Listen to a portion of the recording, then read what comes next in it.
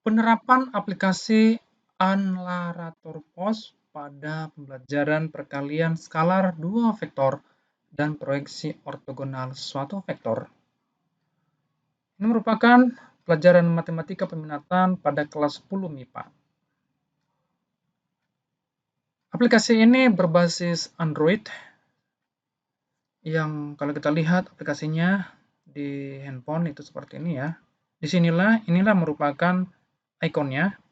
Kemudian ini diklik ya. Klik. Di sini terdapat splash screen-nya sebagai pembuka untuk aplikasi ini. Kemudian di sini terdapat menu utama yaitu absensi, pembelajaran, dan evaluasi. Aplikasi ini mendukung baik itu secara offline dan juga online. Absensi di sini kalau kita lihat mulai dari pertama ini itu online, kemudian yang kedua ini adalah pembelajaran. Kita lihat dulu di sini ya. Di sini terdapat kompetensinya, yang ini tentunya dapat diakses secara offline. Di sini terdapat materinya, itu materi vektor yang akan diajarkan, tapi inti dari pembelajaran ini diambil hanya beberapa materi saja, yaitu dua di sini, perkalian skalar dua vektor dan proyeksi ortogonal satu vektor. Di mana tujuannya di sini agar memahami perkalian skalar dua vektor dan juga agar siswa juga diharapkan mampu memahami unsur-unsur penggunaan rumus proyeksi ortogonal suatu vektor. Kemudian yang dapat diakses yang kedua secara offline adalah materi ringkas pembelajaran. Dari judulnya materi ringkas berarti hanya materi besarnya saja, itu pengertiannya, kemudian kondisinya. Tuh. Nanti pada saat pembelajaran secara lebih luas itu akan dijelaskan secara online melalui video pembelajaran. Di sini terdapat dua materi, yaitu materi perkalian skala dua vektor, kemudian ada materi untuk proyeksi ortogonal satu vektor. Kemudian kita back sini. Nah, di sini video pembelajaran ini dilaksanakan secara online. Ini online.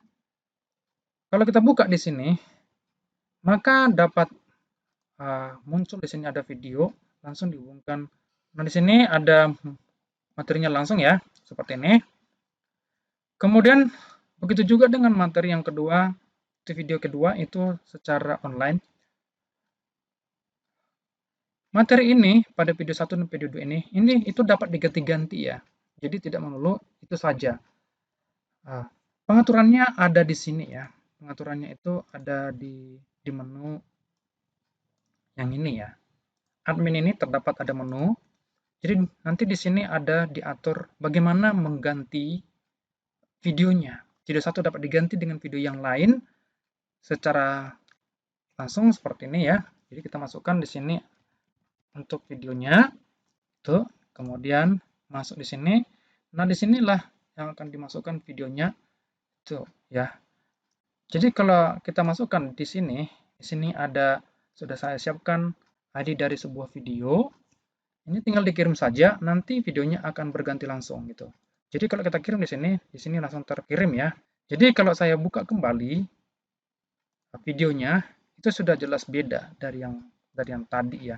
Tadi judulnya itu tentang vektor ya, tapi ini sengaja saya ganti supaya jelas-jelas berbeda judulnya gitu. Di sini ada soal-soal eksponen.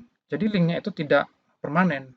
Kemudian kita masuk lagi ke simulasi solusi. Nah, disinilah juga menjadi keunggulan dari aplikasi ini, terutama pada saat pandemi COVID-19 saat ini, tidak memungkinkan untuk pembelajaran tatap muka. Sehingga dengan aplikasi ini, siswa dapat dibantu untuk mengetahui kebenaran dari jawaban yang telah dikerjakannya secara mandiri. Gitu. Kalau kita buka ini, tombolnya ini akan muncul seperti ini. Di sini ada dua ya. Dua di sini khusus untuk perkalian skalar dua vektor ini ada dua. Di sini ada bentuk soalnya. Misalkan vektor U seperti ini ada di sini ya. Kemudian ini berarti ini ada koefisien dari vektor I-nya gitu sampai dia C, kemudian P, Q, R. Ini berarti kita masukkan soalnya di sini. Misalkanlah di sini 1 gitu ya. Berarti nanti sini 1I, 2J, kemudian 3K. Kemudian untuk vektor V-nya itu di sini. Katakanlah ini negatif 2 gitu ya. Sini 3, negatif 2, di sini itu 3 gitu, kemudian di sini katakanlah 4 gitu. Jadi di sini langsung dibuat hasilnya secara otomatis, hasil perkaliannya itu. Nah, di sini berarti dia 16 gitu. Sehingga siswa mengetahui kebenaran dari jawaban yang telah dikerjakannya gitu ya. Jadi harapannya siswa itu, kita harapannya dengan aplikasi ini, siswa itu bisa mandiri, kemudian diberikan konfirmasi jawaban yang benar gitu ya. Kemudian di sini ada lagi untuk yang kedua pada perkalian skalar dua vektor. Di sini bentuk soalnya ya. Di sini bentuk soalnya. Saya akan kita masukkan di sini untuk vektor punya itu katakanlah di sini itu 12 gitu ya. Kemudian di sini ada negatif 5 gitu. Kemudian di sini katakanlah 2 gitu. Kemudian di sini itu yang ini itu ada tambah sama kurangnya saja. Katakanlah di sini kita buat kurang ya gitu. Kemudian di sini pilih apakah dia akar atau tidak. Katakanlah dia tidak akar. Gitu. Kemudian di sini katakanlah itu 12. Kemudian di sini terdapat lagi sudut ya. Sudut, di sini ada sudut. Katakanlah di sini sudutnya adalah 45 derajat. Nah, di sini sudah tersedia ya yang akan ditampilkan hasilnya gitu di sini.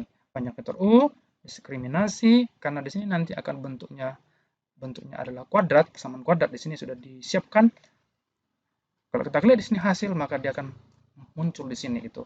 Kemudian seandainya kita buat di sini menjadi akar, nah di sini dia terdapat soal ini apakah dapat dikerjakan atau tidak. Sehingga di sini sudah langsung ada ya. Kemudian misalnya di sini kita taruh dia tidak akar, kemudian di sini kita ganti menjadi tambah gitu ya. Kemudian kita cari hasilnya. Maka di sini ternyata walaupun di sini D lebih besar dari 0, tetapi di sini juga akan dimunculkan bahwa panjang vektor V-nya itu yang dicari itu ternyata tidak memenuhi karena negatif. Jadi di sini sangat membantu sekali untuk siswa bagaimana mengetahui hasil dari sebuah soal sebagai konfirmasi bagi mereka apakah benar atau salah. Kemudian di sini dapat kita masuk lagi ke yang lain ya. Itu di sini dia inilah bentuk soalnya diketahui dua vektor yaitu V dengan U dengan V.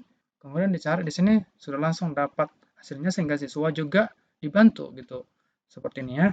Kemudian di sini yang kedua, di sini ternyata kalau diketahui sebuah soal itu perkalian antara U dengan V-nya, nah di sini juga akan diberitahukan kosinus sudutnya berapa, sudutnya berapa. Ya. Nah, di sini ya. Makanya kemudian sudah dapat juga langsung dimunculkan di sini. Bagaimana perkalian skalar vektornya berapa, panjang vektor V-nya berapa, kemudian proyeksi skalar vektornya berapa, kemudian panjangnya berapa.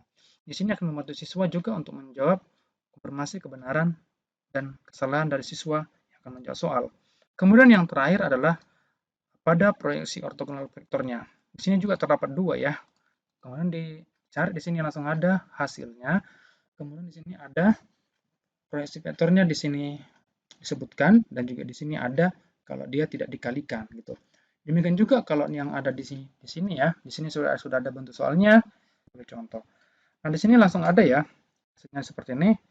Sehingga vektor W-nya yang menjadi proyeksi vektornya adalah 3i tambah 3j ditambah 3k. Jadi sini langsung ada di sini, sehingga memudahkan siswa dalam proses pembelajaran. Kemudian di sini kita balik lagi ke menu utama. Kemudian masuk ke evaluasi. Di sini terdapat latihan soal yang dapat dilakukan secara offline untuk berlatih bagi siswa. Di sini dimasukkan namanya, contohnya lah saya sendiri gitu. Di sini Maniur Manurung. Ini. Kemudian kelasnya dimasukkan 10 MIPA 1 lah katakan. Sehingga walaupun di sini hurufnya semua huruf kecil, tapi nanti akan diubah menjadi huruf besar setelah hasil latihan selesai. Di sini terdapat nomor soal, kemudian di sini ada waktunya, diberikan waktu 1 jam. Kemudian di sini kita tinggal menekan tombolnya saja, maka di sini akan muncul indikator yang telah dijawab yang mana gitu ya. Yang selanjutnya, kemudian di sini dipilih, langsung muncul di situ gitu ya. Kemudian masuk ke nomor 3, katakanlah ini jawabannya. Kemudian ini katakanlah jawabannya. sehingga langsung muncul jawabannya di situ ya. Kemudian katakanlah di sini jawabannya, kemudian di sini, kemudian di sini gitu ya, kemudian di sini. Nah, gitu. Kita anggap dulu ada yang salah gitu ya, supaya kita mengetahui nanti apa kelanjutan dari aplikasi ini. Nah, di sini juga ada konfirmasi apakah selesai mengerjakan soalnya gitu ya. Nah, di sini terdapat namanya, kemudian kelasnya, berapa benar dan berapa salah, kemudian nilainya dari benar 7 tersebut. Karena 10 berarti dikali 10. Gitu ya. Nah, di sini pada keterangan di sini itu terdapat link video ya. Jadi kalau dia di sini ada yang salah, maka akan diarahkan link video. Ini merupakan pembahasan soal yang serupa. Jadi tidak sama dengan soal yang tadi pada nomor 5, tapi persis itu. Sehingga siswa mengetahui bagaimana cara mengerjakan soal yang latihan, tetapi tidak sama soalnya di sini. Hanya persis ganti angka saja, gitu ya. Sehingga ketika diklik di sini ya, ketika diklik di sini, dia akan menuju ke soalnya gitu, pembahasannya. Sehingga siswa bisa mengetahui bagaimana cara mengerjakan soal tersebut. Untuk videonya itu hanya dapat dibuka pada saat online. Sehingga ketika nanti di sini tidak online, dia langsung dimunculkan di YouTube-nya itu bahwa tidak ada koneksi internet gitu. Demikian juga kalau kita masukkan ke nomor 9, di sini juga ada pembahasannya gitu. Yang persis dengan itu ya. Kemudian kita back, kemudian kita masuk lagi ke nomor 10 gitu ya. Juga hal yang sama. Jadi di sini kalau dia ada yang salah dari jawaban soalnya, itu akan dibuat video sesuai dengan bagaimana cara menjawab soal tersebut. Tuh. Tapi kalau dia sudah benar, maka tidak perlu dimunculkan video karena dianggap sudah mengerti gitu. Kemudian kita masuk ke daring evaluasi di sini ya. Daring evaluasi di sini dapat kita lihat di sini ya. Katakanlah di sini rahasia, di sini tokennya itu rahasia 1 gitu ya. Sehingga kalau tidak sama dengan yang ada tokennya, itu tidak akan dapat masuk dia. Sehingga dimunculkan itu salah. Jadi kalau masih masukkan di sini rahasia 1, dia akan masuk. Memang di sini akan dimunculkan yaitu menggunakan Google Form ya. Memang aplikasi ini khusus dirancang untuk menggunakan secara online dan kita menggunakan aplikasi yang gratis yang tersedia di Google yaitu Google Form. Seperti itu ya. Demikian juga untuk yang daring kedua juga sama bentuknya gitu. Gitu ya. Jadi itu digunakan secara online. Nah, dan link ini itu bisa kita ganti-ganti ya. Itu bisa kita ganti-ganti. Pengaturannya di mana? Itu pengaturannya itu ada di menu admin ini ya. Di sini semuanya dapat kita atur. Bagaimana kita mau mengirimkan video gitu. Di sini mengirimkan video, di sini mengirimkan linknya. Seperti contoh yang tadi, tokennya kan rahasia 1 ya. Coba kita ganti dengan token yang lain. Itu bisa diganti-ganti dan di sini itu bisa kita masukkan linknya saja, kemudian akan ganti Google Form-nya. Nah, di sini saya contohkan token link 1 aja. Tadi rahasia 1 ya, kita ambil saja gantinya menjadi 1, 2, 3, 4, 5 gitu ya. Nah, kita kirim di sini, maka akan terdapat laporan token berhasil dikirim. Coba kita masuk ke evaluasi untuk yang daring 1 ya. Kita buat menjadi rahasia di sini, rahasia 1. Apakah masih dapat digunakan atau tidak? Nah, di sini sudah salah ya. Nah, oleh karena itu harus kita masukkan dengan token 1, 2, 3, 4, 5 yang tadi telah dimasukkan. Nah, di sini barulah dia masuk ya. Seperti itu. Kemudian kita kembali lagi ke yang tadi ya, gitu. Kemudian untuk absensi ya. Untuk absensi di sini setelah saya siapkan beberapa ID siswa ya. Jadi ini berdasarkan ID siswa di sini ya untuk dapat absensi sehingga yang bukan siswa kita itu tidak bisa masuk absensi ya. Dan ID ini ya sebagai rahasia bagi siswa. Jadi tidak boleh diberitahukan kepada orang lain gitu. Nah, di sini ya. Jadi kalau kita masukkan ini di sini nih. Jadi kalau kita misalkan dia di sini kita ganti menjadi angka yang lain, coba kita cek dulu apakah ada.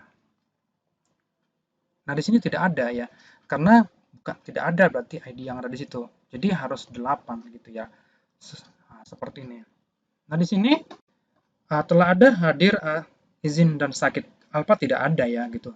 Karena nanti langsung otomatis kalau tidak ada orangnya akan diatur secara otomatis di sana gitu ya. Nah, kemudian saya akan munculkan dulu di sini ya. Di sini Himas ya, Himas. Oke, ini dia nih. Di sini kita perhatikan di sini dia masih kosong ya, terutama yang ada di sini ya. Itu kosong ya. Dan kalau kita kirim ini, maka langsung ada di sini berubah di sini ya. Nah, langsung hadir di sini ya. Kemudian di sini terdapat terekap dia hadir pukul berapa gitu. Kemudian ini langsung otomatis kembali ke halaman uh, berikutnya ya gitu. Nah, gini. Kemudian kita masuk ke absensi yang terakhir, yaitu akhir dari pembelajaran gitu ya. Akhir dari pembelajaran. Di situ, kemudian kita cek ID, apakah ada siswanya. Setelah ada langsung masuk di sini. Gitu. Ini saya berikan waktu 1 menit. Meskipun ini saya berikan 1 menit, tetapi itu siswa itu masih dapat masuk kembali gitu. Ini untuk mengatur nanti ketika waktu mereka untuk absensi itu tidak sesuai dengan jam KBM-nya, itu langsung di-off-kan melalui menu admin gitu ya. Katakanlah di sini dia tiba-tiba pada saat akhir-akhir dia izin di sini gitu ya. Jadi ini langsung dibuat di sini langsung ya. Nah, di sini kita lihat sini dia langsung izin gitu. Dan di sini ada Anda hari ini izin tanggal sekian, 9 dan jam sekian gitu. Jadi di sini langsung ada gitu. Sehingga siswa juga mengetahui dia hadir jam berapa gitu. Kemudian kita masuk ke menu admin ya. Kita masukkan tokennya. Kemudian di sini. Nah, di pengaturan ini terdapat pengaturan presensi ya. Siswa yang tadi 10-1 itu dapat absensi, katakanlah dia karena bisa itu pada saat KBM tersebut. Nah, misalkanlah KBM-nya telah berakhir. Jadi di sini MIPA 1-nya kita langsung klik di sini ya. Dia langsung berubah warna kuning, itu berarti tidak bisa lagi mengabsensi. Di sini kita ambil orang yang lain, itu A113 ya. A113 gitu. Untuk absensinya ini katakanlah absensi penutupnya juga kita off kan ya. Kemudian dia sudah kuning, oke. Kita cek apakah dia bisa absensi. Nah, di sini kita langsung di sini ya, gitu. Nah, di sini kita cek dia tidak bisa lagi absensi karena sudah kita off kan. Kita off kan karena jam pembelajarannya kita anggap sudah selesai gitu. Demikian juga yang akhir, dia tidak akan bisa lagi gitu ya. Dia tidak akan bisa lagi absensi gitu. Nah, inilah aplikasi yang dapat digunakan untuk pembelajaran ya. Baik itu dari segi pembelajaran materi dan juga dari segi administrasi guru dan juga siswanya gitu. Kemudian yang tadi kan itu kita siswa itu menggunakan ID ya.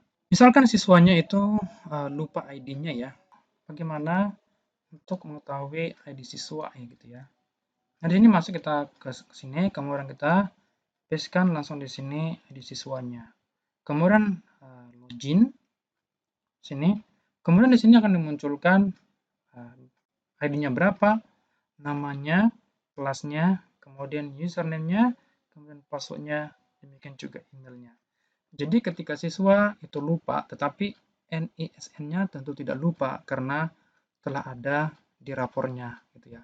Sehingga siswa tidak disulitkan untuk pembelajaran ini gitu ya, sehingga mudah untuk dilakukan. Nah, demikianlah bagaimana aplikasi Analator Post ini digunakan untuk pembelajaran KBM, mulai dari absensi, kemudian materi, video pembelajaran, dan juga proses evaluasi yang dapat dilakukan baik secara offline dan juga secara online.